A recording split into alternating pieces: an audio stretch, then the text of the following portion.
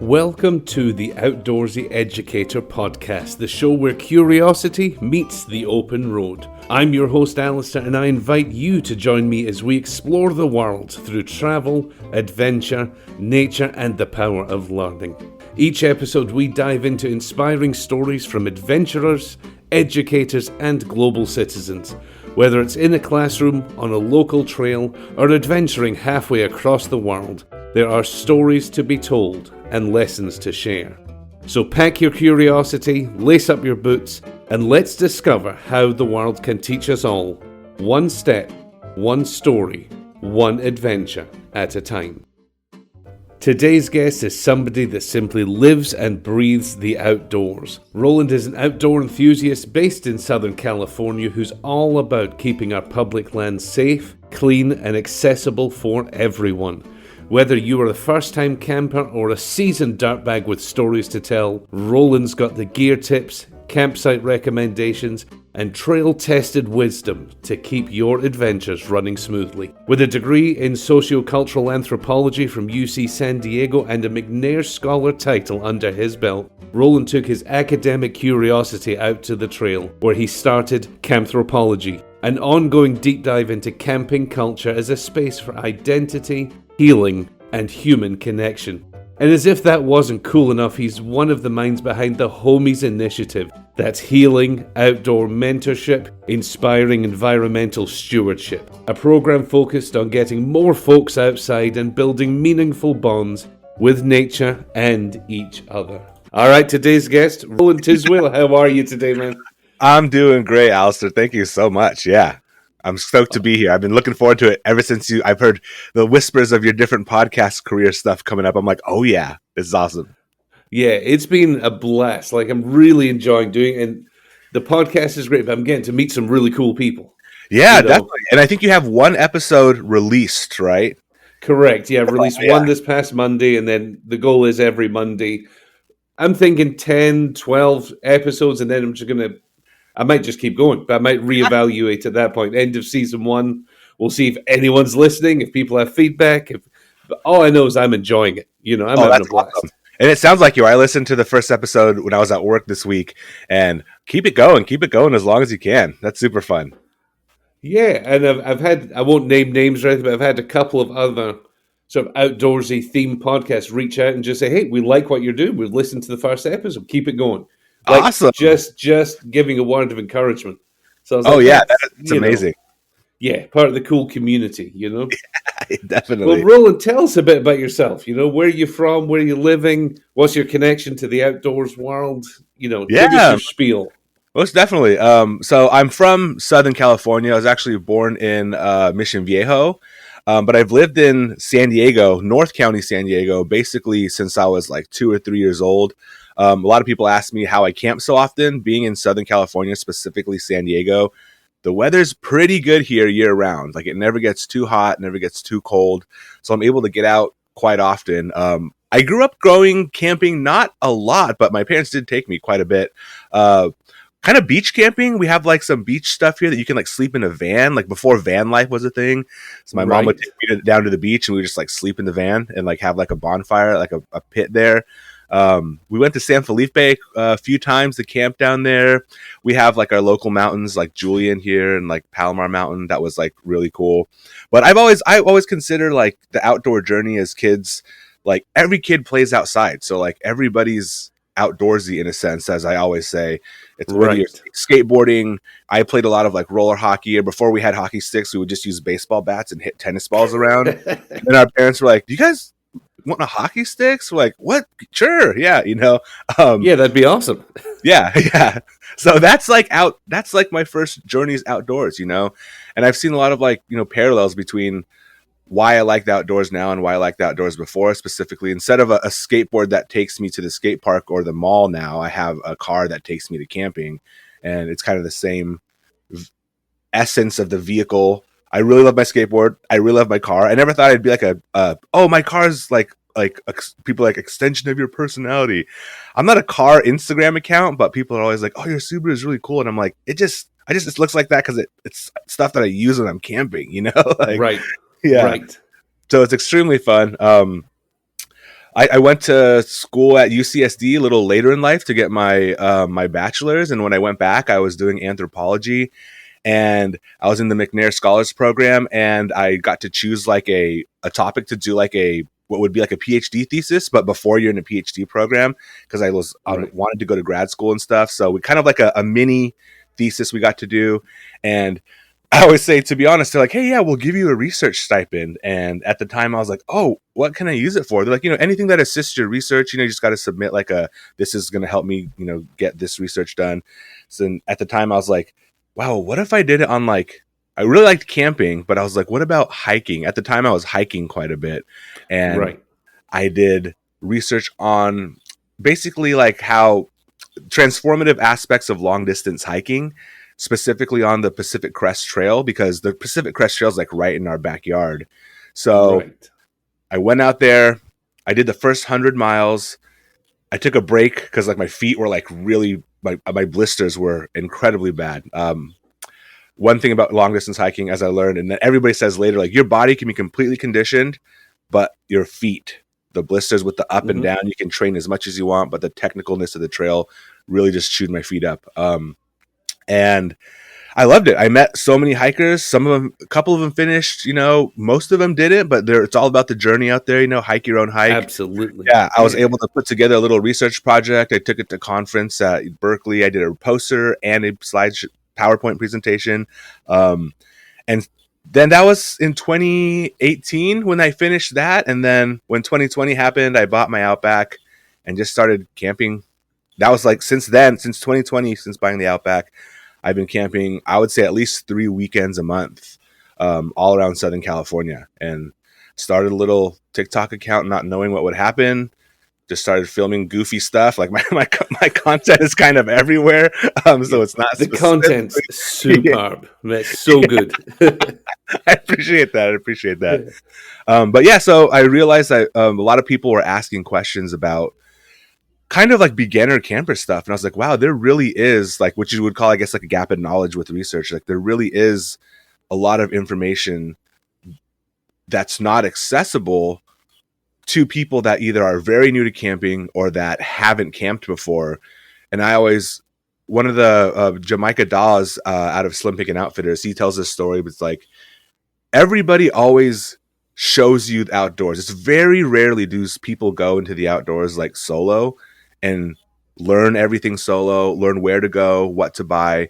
It kind of takes a community, especially to feel comfortable outdoors. So that's what I started doing a lot of content on. Is like how to set up a tent. One of my big things is how to go poop outside, and I try to make it fun. I came up with like the epic poo view to kind of alleviate some of the, you know, the fear around using the bathroom when you're camping. So Right. yeah, and that's what I've been rolling with. I've been loving it. That's awesome. We've got to give a shout out to Slim Pickens because Oh, that's definitely. actually it's funny. Kate and I were just sitting a couple of days ago. All right, what are we going to do this summer? And it's about a 2 hour drive from me Oh no way. out to their store. It's not that far. Like it's far, but not that far. Oh Like yeah. I said that's a day trip we're doing. Oh yeah. Yeah. Is we're going out to their store and we're going to hang out, and then we'll get some lunch. We'll explore the little town they're in. Oh yeah. That's a day trip. Yeah, they do a couple like really fun events because I know Jamaica's really into fly fishing out there. So I know they do have like some fly classes that they partner with some other organizations with. If you're interested in doing that, but yeah, just follow their Instagram. They're pretty good at posting around the times when they have events. But yeah, even just to cruise their store looks super cool. Yeah, Heather Yeah, and Jamaica look awesome. yeah. They just I've looked at their Instagram. They're just our kind of people. Totally, totally Just kind of down to earth, cool people. So yeah, I'm looking forward to meeting them. awesome. But yeah, I'd like to talk to you a little bit about the outback because, like, I've gotten into, Yeah. I've always been into camping and hiking, both things. But then it's only been, it was really maybe 7 or 8 months ago, really when the weather cooled off after last summer. Hmm. I was like, I'm just going to throw a mattress in the back of my car. We'd Totally. slept in the back of our car once before, but we literally just had a 3-inch topper kind of thing. Hmm. It just, it was fine for one night. I was like, Yeah. I'm gonna, do this, and just with that, we didn't get a topper. But it was like the kind of trifold, Oh yeah, yeah, yeah. threefold mattress thing, They're whatever like that's called. accordion Yeah, fold. accordion fold. There we go. Yeah. I got just one of those, threw it in the back of the car, and I was like, and just bring my camping stuff. and it was the best night's sleep I'd had camping Oh, possibly nice. ever. Oh There's yeah. something about it, you know. Yeah. Yeah. Yeah, so I That's was like, all right, this is the way forward. And then, fast forward to this spring. I mean, I'm not going to spend it because it's usually just me, but Kate's now enjoying it. She's going to nice. and enjoying Nice. car camping. So it's like I'm not going to spend a lot of money on it, but I've built out the bed with the drawers underneath and all of that now. Oh yeah. And I'm I did. like, how can I Mine do was this? DIY. You know, a lot of the stuff that's Yeah, on my my little the fridge. I am an Iceco ambassador, so it's luckily I get to work with some of these cool brands. So they sent me this fridge. They said pick a fridge, and I was like, I'll take the APL 55. I mean, I did the measurements, but I didn't realize how like it's one thing doing the measurements, but then coming and seeing, I was like, oh my god, this thing is huge. So I was like, what am right. I going to do with this? So it does end up fitting, but I just went down to the local hardware store and grabbed some plywood. And Hmm. I'm not really super skilled when it comes to like craftsmanship like that. So I kind Right. of did some of the easy ways. I got some of aluminum plugs that fit into inch by inch aluminum barring. So I didn't have Yeah, to square anything. So I made this frame with this aluminum and then just put wood on the top. And I was like, boom, easy. But done. it's really small in there. I can sleep in it now. So going back to like having a good, but it's not the greatest night's sleep. So I only do it Right. if I really have to, or if I'm solo, if Shelby's not with me, and we're like just stopping over for a night to reach the destination the next day. I can do it. It's better than sleeping in the seat, but I'm a big dude, and the fridge is also big. So it's like I'm Right. like You guys are fighting for space. Yeah. exactly, yeah, yeah, Yeah, I mean, I'm with you. Like, I'm, a 6 out of 10 on the handyman scale. So yeah. yeah, like I built the frame for the bed, but a lot of people have the kind of built-in drawers on the rails, Oh and I'm yeah, like, nah, we're just getting some Sterilite containers. What ones fit right? oh yeah, So I'm just, totally. like that's $20 right there, and Oh does the yeah. same job. Oh You yeah, know, exactly. Yeah, I've yeah. got my That'll neighbor do. across the street. I've got a good friend called Brad, and I call him my handyman wingman because he's one of the Yeah. most talented craftsmen I know. So I Oh always yeah. know if I have to hit the emergency button, he'll help me out. But yeah, just It's I always put a good to have hundred that friend. bucks. Oh yeah, yeah. It's good to have a friend who can get you out of a situation. Yeah. But I spent $100 maybe on the frame and the drawers, and it's like, Oh, perfect. yeah, it's been a game changer. Like I'm Oh yeah. really, really enjoying it. Yeah. Was the frame mostly to get you flat? Yeah, so I've got an '09 Ford Explorer. Uh huh. So it's basically 6 feet because Yeah. I'm exactly 6 feet tall, and if I like, pushes the seats, the Uh huh. driver's seat, the passenger seat, all the way forward, and if I lie completely flat, it's probably about 6'2". So Yeah. about 3 feet of it was flat, and then it goes This up on a slope where the the back of the seats. seat. Yep. Yep. That's So exactly what what I was did was was the difference.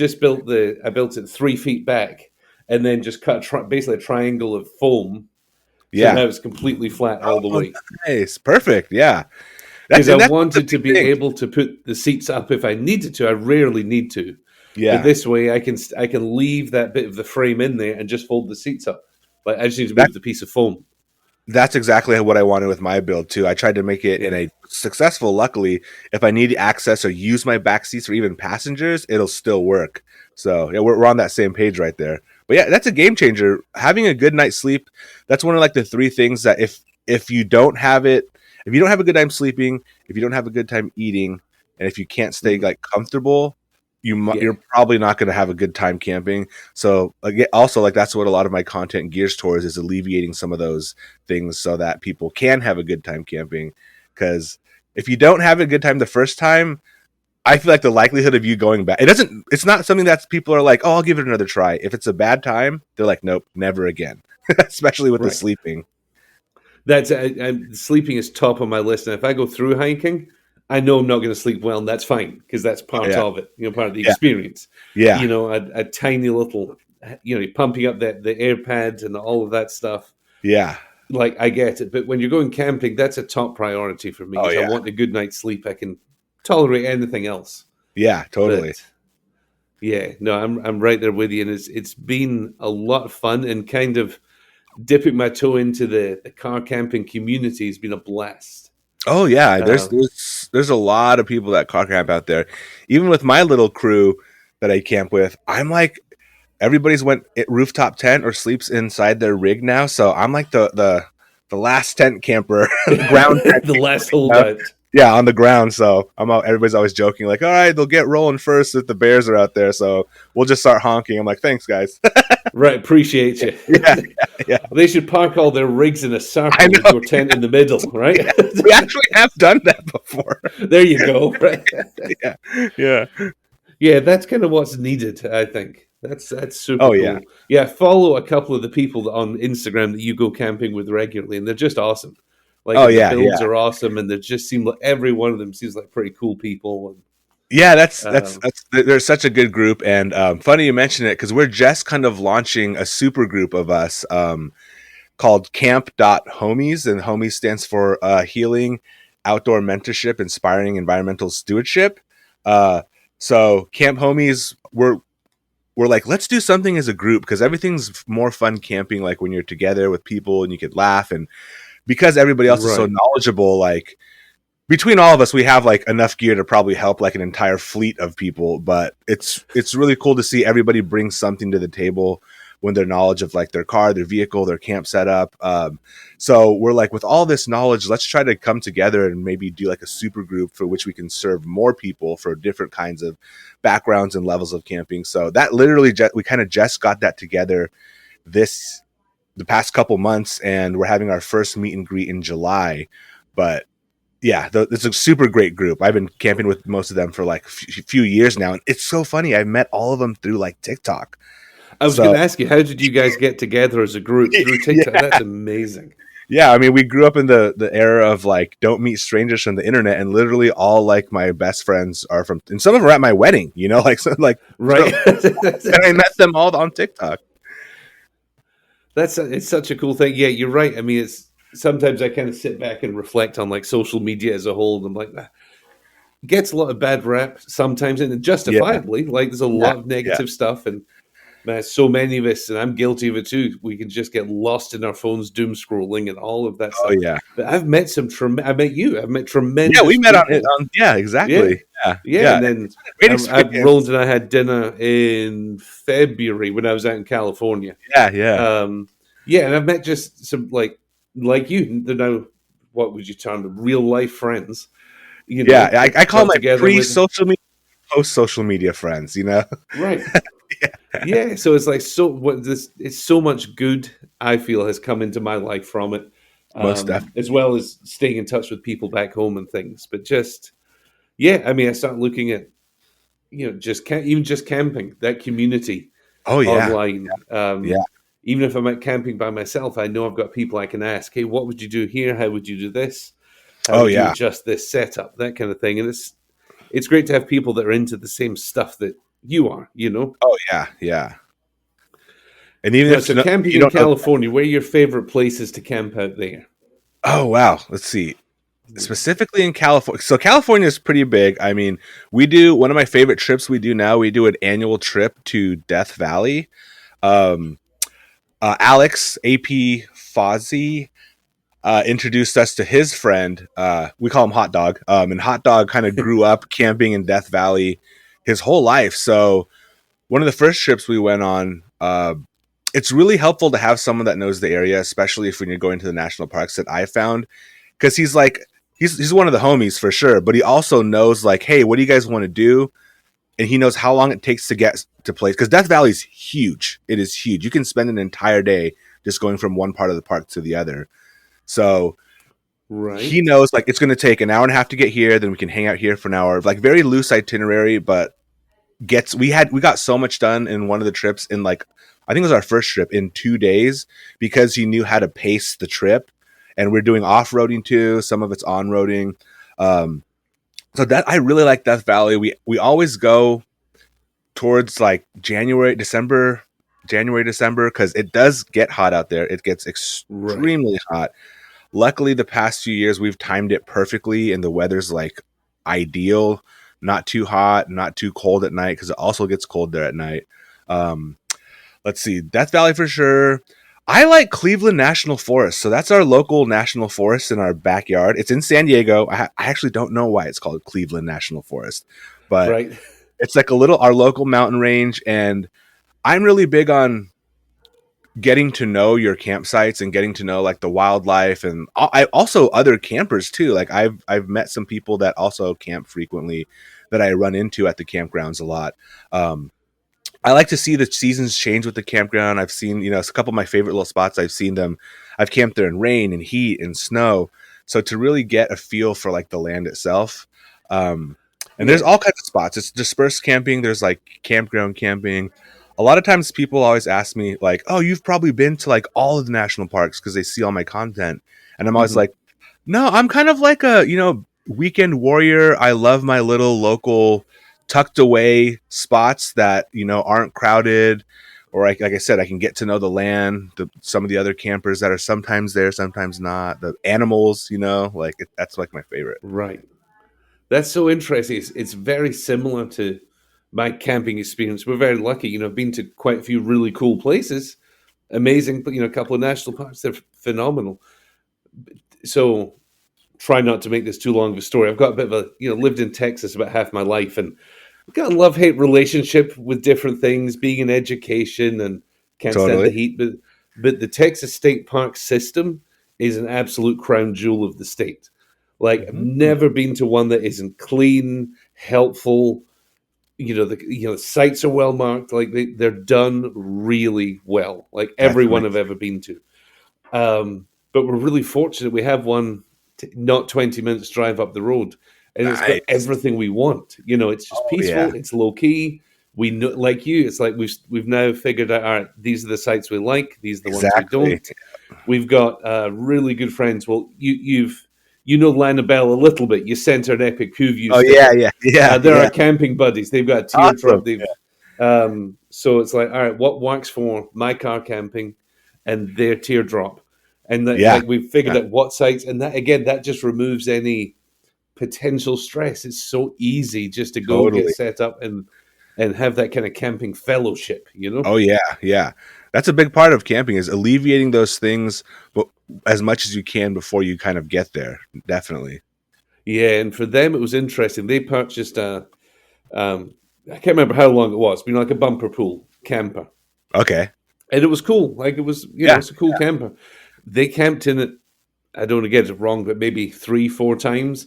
And they were like, if we want to go camping for the weekend, we almost need to take a half day off just to load Oh it yeah. up and Huh? get it on the hitch and the this and the that. Oh yeah. And Yeah. then one time they came with me and like, why don't you just sleep in the back of your car? And they Yeah. did that. And they're like, we're not going to do this permanently, like for the Yeah. rest of our camping life. But the ease and the lack of stress. Oh So they yeah. ended up a week or two later coming back with an awesome teardrop with a galley kitchen, and Oh it's an nice. off-roading one, so it's raised up. Oh It's nice. Oh yeah. Yeah, and they're like Yeah. us now. They're like we can go camping with 20 minutes notice. Yo, that's the best way. That's the best way. Yeah. Yeah. So talk to me a little bit. I know that you've got the Homies Initiative, which I want to ask you some more questions about. Yeah. But you're quite big in, and I'm going to get it wrong, but keeping informed and environmental stewardship, like taking care of the land. And I assume that ties into your anthropological studies and background a little bit. So I'd love to hear more about like your philosophies and your beliefs and what you would want for everybody who's in the outdoors to kind of follow and believe in. Yeah, totally. So I my pillars of my channel are keep your camp safe, clean, and informed. So like those three pillars are what basically all of my content is kind of geared towards. Even the funny content, I try to make the funny content funny, but also to alleviate, like I said, some of the like the fears of like, let's say, packing out trash is that's one of the big things, especially when you're overlanding or like dispersed camping. But anywhere really, like even if you're in state parks, it's a good thing to make a habit of just cleaning up after yourself, like making sure that you don't leave like even paper cups in the fire pits, some that's kind of things you see a lot, like, or Right. food on the trail, like because of the different environmental impacts it has for the animals that live there, the biology of the soil, different things like that. I think that a lot of times for me, like it's definitely like a connection, like a spiritual connection with the land too. It's also respecting the land and understanding that we'll have to be stewards of it, and it's a group effort of like strangers that you don't know. One of the homies on Instagram says, he calls it like the cart theory. He's like, you could always tell people that don't leave trash at a campsite when you're in the Trader Joe's parking lot or whatever parking lot, and the people that put their carts away and don't just leave them on the curb are probably the people that also will clean up by themselves at camp, and the people that don't put their carts away are the people that are leaving their trash at camp. So that was a really interesting take on it, being the people that put their carts away and that don't put their carts away. But ultimately, did we drop for a second? We dropped for just a second. You were just telling us about the Trader Joe cart. Well, obviously, we go that the kind of litmus test of who puts their cart back and who doesn't. Exactly. Yeah, totally. So, and I know there's a big, in the outdoors, especially, I didn't realize how much of this there would be before I got into the camping space. One of the big divides in outdoor creators is this concept of gatekeeping, which is, do you drop an exact pin to the locations that you're sharing, or do you not drop a pin to the locations that you're sharing? So one school of thought is people will show this beautiful spot, and if you do that, I've learned that's why I like just sharing my local campgrounds, because they're not like the Yosemite Valley photo. So people are very rare to ask, where is this? But when I am in national parks and I am showing those shots, people always ask, where is this? You know, that's like the one question I think every outdoor creator gets is, where exactly is this spot? You know? Right. So, and some people do, and some people don't share them. I tend to have the approach that I like to educate. I would rather educate people than drop the exact pin. So I kind of fall on both sides, but I always want to educate people. Like, this is how you find these sites. Here's some resources. Here's some of the websites. Here's how to navigate the county parks, the national parks, the national forest. These are what these emblems mean when you're looking at the map, because I think it is true. Part of the journey of going out is finding your own spaces and your own places. So I'm always happy to share educationally how to do that. And also too, sometimes the places that we're going that are super beautiful, we are off-roading and there are no amenities there. So even if I do share the location, if someone is in like my DMs, I ask them a list of questions first. I'm like, you know, what kind of vehicle do you have? How comfortable are you? What amenities do you need? You know, what kind of tires do you have? Do you have a recovery kit? Are you going alone? Before I even give them those locations. And sometimes just those questions alone, they'll just stop answering because they're probably like, oh yeah, it's probably not the spot for me. But if we start a conversation like that and they seem like they're competent, and I always mention, you know, there is no amenities, even trash. So there's no trash removal and there's no trash cans. So do you have a way to pack out your trash, you know? So that's kind of my goal, is to educate, combat the gap of people, that new campers and experienced campers, with education, use education to also, you know, make it fun and inspiring for people too. Because in the same vein too, I get it. Like a lot of times the gatekeeping thing, there's the leave no trace policies too. That goes hand in hand with that. So this is probably the time of year I see a lot of creators posting about people leaving campfires burning, and they'll pull up to a campsite, whether it's backcountry or their campground, and you know there's embers still in the fire from the previous people that have been there. And it's always a video that gets a lot of traction because, you know, people, it's a part that really angers people, rightfully so, because that should not happen. Right. But absolutely. You should always put out your fire. But the one thing that kind of irks me is I never see a creator follow up in that video or the next video, hey, this is how you properly put out a campfire. It's always just, this sucks, don't do this, you need to put out your fires. And then that's it. So I have pinned on my page, my first 3 videos are, you know, one is about packing out your trash, one is about putting out a fire properly with water, and the other one's like an introduction to me. It's a funny one, but I feel like people should, if you're gonna, I hate to use the word complain because it's not complaining, it's rightfully so. If you're gonna be right, if you're gonna want to call out people for leaving trash or having a fire, be part of the solution as well. You know, like give some information to help alleviate that problem, because the audience members that are like just watching it because they're like, oh my God, a campfire. They may not know, oh, when I go out there, I need to do that. So they'll remember that video. So if you leave them also remembering how to properly put it out, hopefully that'll alleviate some of that kind of stuff we see out on the trails and in the campgrounds out there. Yeah, it's just when you're talking about this, it just the parallels in my mind, working with what I'm a bit, I've just left the role of a behavior specialist in a school. And a lot of the times I'd work with teachers who are rightly frustrated with the child's behavior, and they'd kind of want to go, here, can you fix this problem? Here's the Oh, yeah. child. I'm Hmm. like, absolutely not. I'm going to create an environment and facilitate a method for you to redirect this child's behavior, because you're not just going to cast them away and expect them to come, know what to do Yeah, when they come back. You have to be part of the solution. most definitely. Otherwise, you have no power, and you're giving all the power and authority to me. This is your Yeah, classroom. You can't complain again, even though it's justified, yeah, and yeah. not show this child the way that they can be successful. Agreed. And it's such an interesting parallel. Oh yeah, yeah. I Yeah, think it's because, like, I feel like in a sense, I don't know. You obviously the podcast is education based. It's, a lot of creators, I think, it's just so natural. I can't not have that aspect of education in my content. I feel like that's right. it's such a good pillar to have. It builds community. That's like the I don't know. It's just in some people like us. It's just in us. And I love doing it too. Yeah. Yeah, I've always kind of known it theoretically, like the education and the outdoor, worlds coming together. But it always has hit me when so I work in a, pretty urban area, and there's a lot of kids who this is all they know is apartment blocks and concrete. That's Yeah. it. Yeah. And their first time outdoors beyond their neighborhood park, through nobody's fault, is when we went in fifth grade. So they're about, 9, 10, 11. We take them to science camp, Ooh, nice. for kind of 3 days, 2 nights.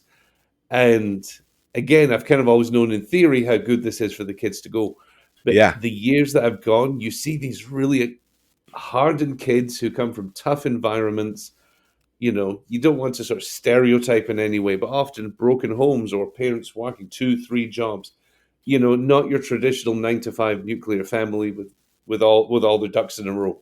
Yeah. These are kids who've been put in a tough situation, so Totally. they have an armor on that they're not Hmm. going to let people in. Again, completely understandable. You just get these kids into nature, and suddenly they're just playing with sticks. Oh yeah. Yeah. They're drawing things on the ground with chalk, and they're playing with leaves, and they're like, I've never seen a tree this big. And Yeah. you can, I mean, obviously you don't see it, but I swear you can almost see this armor that Oh they yeah. defend themselves with falling off. Yeah. And the Yeah. difference is they've removed so much of the outside noise, and they're just listening to the leaves crinkle under their feet, the stick snapping in their hand. Yeah. And you see a lot of the behavior issues just kind of, it's almost like diluting, like in water. They Oh, just kind of totally. go away. Yeah. Oh And yeah. I kind of think about these situations and these kids a lot, and it's like nothing in their life changed other than being in nature. And Yeah. it's how can I take what I've learned and ensure that I'm a vehicle for passing it on, and it doesn't end with me. Oh yeah. Most I mean, definitely. what's the point in that? What's the point in me holding on to information that other people have graciously bestowed to me? Yeah. I've Yeah. just got to be a vehicle for it and make sure it gets passed on. Oh yeah. Yeah. Um, It's so funny you mentioned that, because we were just talking on our last camp trip with one of the members of Camp Homies. One of the first things that we want to try to do, we have no clue how we're going to do it yet. First step is we want to right. go to the local libraries and talk to them if they would like to have, like, let's say a couple full camp setups for like a family of 4, and we'll try to source all the gear, like between some of our contacts and just being in the outdoor space, or even if we can get it funded and we can buy it ourselves and donate it to the library, and then partner with a school so that because camping gear is expensive, like we were just Mhm. saying. And a lot of times if you're a family of 3 or 4, and you don't know if you want to make that investment in the beginning to see if your kid likes it, because they may not. It's Of not for course. everybody. Right. So we want to partner with the libraries to have a system in which, one, we can get them gear, two, we'll make content on those specific pieces of gear, so that if your camp trip is 5 weeks out, the library would say, here's all these videos that you can watch leading up to your trip with your kids, to make it fun, to also show them how to use the gear, how to use it safely, properly, how to clean up the gear and then return it, so that everybody can access them, as long as you have like a little school ID, or a school sponsorship. Because one of the main concerns the library was having is that, especially with like the unhoused population in Oceanside, where we're trying to do it first, is they might rent the gear and never bring it back. So, which is a solid concern. Ideally, we would love to like have a pipeline of gear to say, all right, so once the brand new gear is used for, for students, 18 and under, let's say.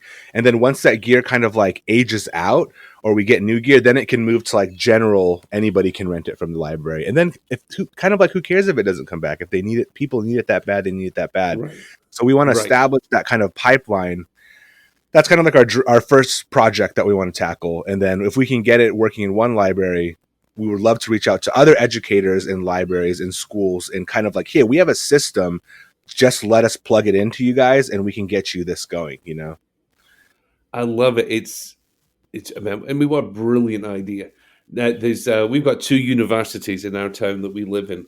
And the University of North Texas, I just found out maybe a year ago, they've got an outdoors kind of department where you can check out a tent, a sleeping bag, a stove, and it's like $5 a night, $7 a night. Yeah. And you just need a student ID, which is kind of how they maybe get around the unhoused population thing. But, because it's a bit different. But it was like, that's so awesome. And it was donated stuff. It was all, people who just said, yeah, have this stove, have this, headlamp, whatever it may be. Oh, and you can check out individual items or just a tub. Yeah, that is actually...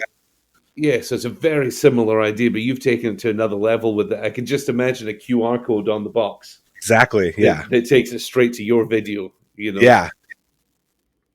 And then it could also be that people just camp in their backyard. Oh, yeah. The first time. That's something that Slim Pickens does. Every year they host a backyard camp, and I think they go live from their backyard, but like other families also participate. So I'm a huge advocate for that too. I mean, even if I were to go on a camping trip, like, or a backpacking trip specifically, even as like someone that's experienced in camping, I want to set that thing up in my backyard so that I'm not struggling when I get out there, Absolutely. Like, yeah. It's like, I want to set it up in personally, this is just me, but I'd probably want to set it up in my backyard during the day and at night. And ideally too, if it's windy. That's just me, that's a huge, a great tip and a huge help to camp in your backyard, especially if you're someone that's never camped before. Even camping in your backyard, you'd be surprised how many things you hear, how many animals, even if it's dogs barking. It's kind of the same experience when you're not in an urban area, because it's all things that are like, oh my gosh, what is that? Like, how close is it? Because weirdly, when you're on the ground, specifically sleeping in a tent, sound travels really well at campgrounds. So, and when there's other people, if there's other campers, you're like, oh wow, they sound way closer than they actually are, even if they're like 5 or 6 campsites over. Right. But then when you're dispersed camping, like I used to solo camp dispersed a lot before I kind of met our group, and there's times when I was laying there and I was like, I have no clue how close this like sound is. Like, it's probably an animal. Like, I'm hoping it's an animal, right? But kind of animal. Like, how close is it to me? Is it coming in my direction or is it leaving? And so if you're experiencing that the first time when you're out camping, that could be a little jarring. But when you're in your backyard, you can always just go back inside. You can, but right. you can pull the cord and exactly, yeah. Or you'll get a taste of it, And so the more you can get comfortable doing that, like it's a process, Like I said, it's really hard to just go out your first time, not knowing what to expect, what you're gonna run into, what you're gonna hear, see, smell. How your food's going to taste is a big one, like how you're going to cook it. Absolutely. I'm sure we've all got horror cooking stories, like just things not going to plan. You can't get the fire to light, all of that stuff. And yeah. Or you can't have a fire at all. I've cooked a steak on a jet boil with a pot on it. Did you just like scoot? Just have to keep moving? Yep. Yeah. I just had to rotate it with my fork. Just kept on spinning it because I didn't really have enough room to like move it like side to side. So I was like oscillating it and then flipping it. Have you ever worked harder for your dinner? It tasted so good, and because it did.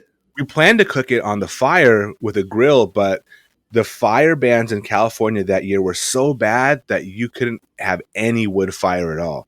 And then Right. luckily we were able to use our gas stove because that was the same year that a couple weeks later they didn't even allow gas stoves. It was so bad. So Really? It you was just basically so had to bring dry. yeah, you basically just had to bring sandwiches, in the cooler because you couldn't Right. light anything. Yeah.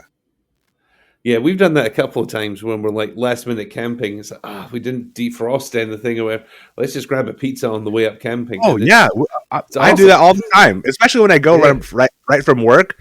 I'll just grab a yeah, pizza. I've grabbed like I'll tell the homies like, "Hey, I'm bringing Panda Express," and I'll just get like the family pack, and then we'll all eat right. that. Or like Ryan, who drives the Jeep, he's the one in our group. He always comes with like a Costco pizza. The last group trip, he brought like a bunch of Jollibee, which is like Filipino fried chicken. So Yeah, whatever makes it easy, it doesn't. Whatever makes it easy. If it's you don't have to worry about cooking. If you're new and you're like, I don't even have a stove. Bring pizza. Bring sandwiches. Like yeah, until you have to, until you can do some research. Pull together some funds. Keep it simple. Keep it simple. yeah, absolutely. And it's some like there's times that I almost go camping because I'm just in that mood to get the fire going and cook over the fire. Oh And there's yeah. other times I just don't want to deal with the dirty dishes or Oh yeah. like all Oh of that yeah. stuff. Yeah, so it's just depends on our mood. Like what what Most what do we definitely. want out of this trip?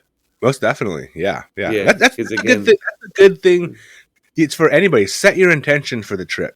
Set it something like, what do you right, want to you want the goal of this trip to be to learn how to use a piece of your gear well? Could it be to just relax? And I think the unstructuredness that a lot of people experience in nature, setting a little bit of structure can help on the mental game of it. Like having absolutely. somewhere a path to kind of be on. I'm kind of really big on the philosophy that I've learned through camping because I'm really interested in how things in my camping life affect like my day-to-day life. So Right, when I started camping is when I started getting into like the idea of everyday carry. Like, so I always keep like a flashlight and a knife on me. Because at work I use it all the time, but you'd be surprised how often you need kind of those things, or it can make it easier in your daily life. Everybody gets an Amazon package, so you always have a knife in your pocket. You're never like, things like that. So right, it's kind of I got that philosophy kind of like through camping too. That basically, the more you prepare and have a plan, the more you can be spontaneous. So they're kind of like two opposing.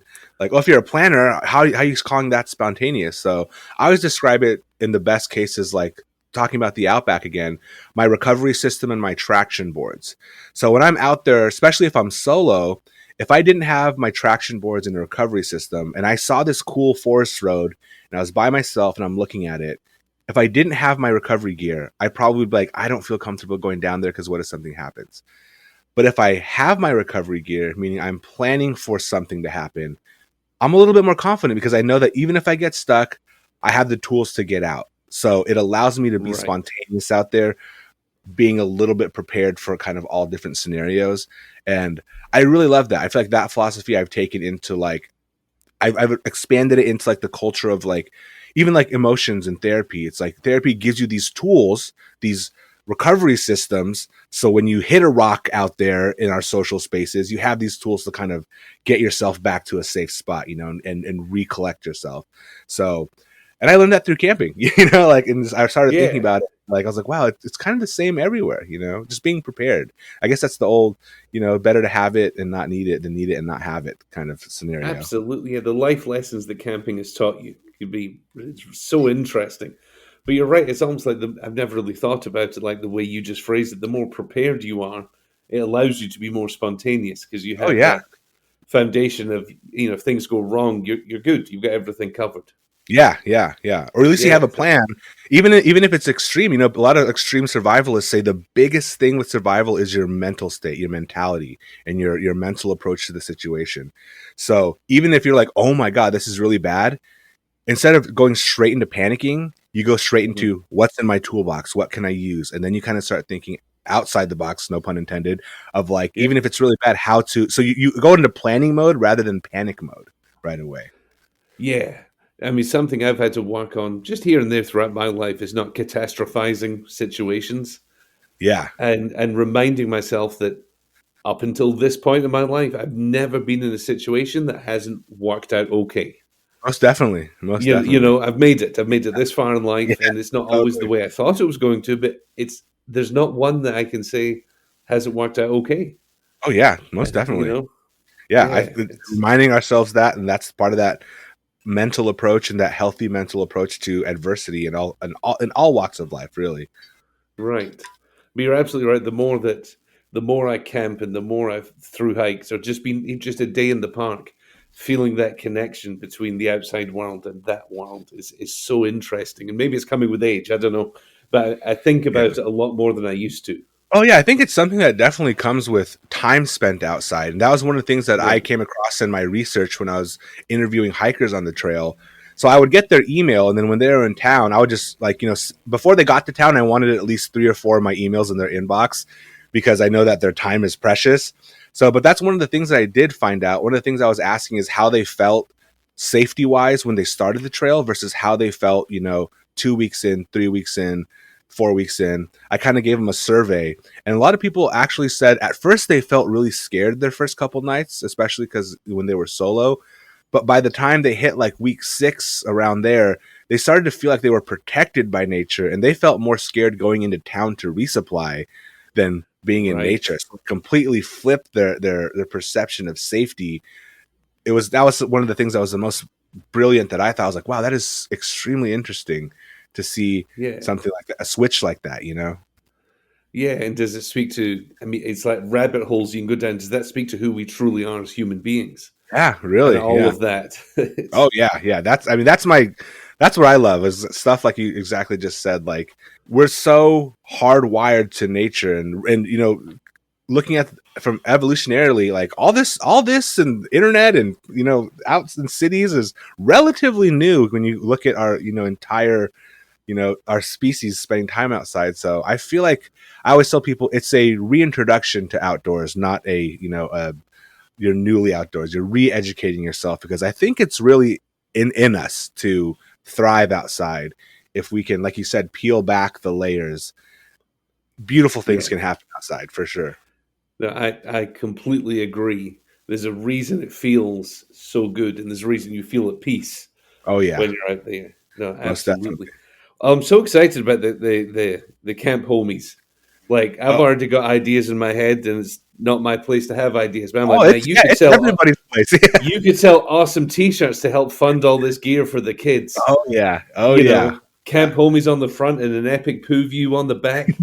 You know, you will sell out, my friend. That'll be gone. You know, and there'll be satellite groups popping up. You know, chapters all yeah. over the place. That's what we would love to have. Kind of an informal but more structured, formal group Yeah, of people that just care about educating and getting people outside. That's our main goal. yeah. Having fun, community. All that good stuff. Well, I've got a couple of quick questions for you before we kind of wrap this up. Yeah, yeah. Speaking of the Camp Homies initiative, you know, if you guys are sitting there, you're around the campfire, the vehicles are set up. Who's the one person in the world you would wish could join you for a Camp Homies night?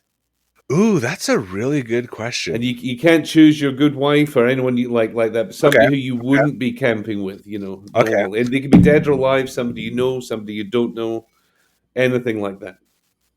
okay. So my mind goes to two places right away. One is it something that I would want? But me being so community oriented, it'd be like, would it be someone that would match well with the entire group?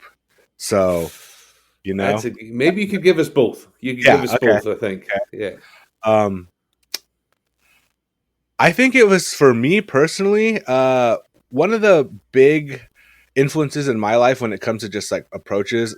He was a speaker. His name was like Jiddu Krishnamurti from India. Hmm. I really fell into like Eastern philosophy kind of when I was in my early 20s. But if you look him up, he says he's like I'm not a philosopher. I'm not a religious leader. I'm not all this stuff. His story is really interesting, but I would love to. In all of his talks he gave, he ended up passing away, and his last place of residence was Ojai, California, which is a place I still camp. That's why I camped there because I really like going to Ojai. But he used to Right. give these talks, just like hours long talks to like a bunch of people in these like oak groves there, and I always thought I feel like he would be a great camper, or Right. like That's really have cool. great campfire conversation. So that's for sure who I'd always think. If it was just for me and I could just like sit and listen and just completely indulge. Um, let's see if it was someone for the whole group.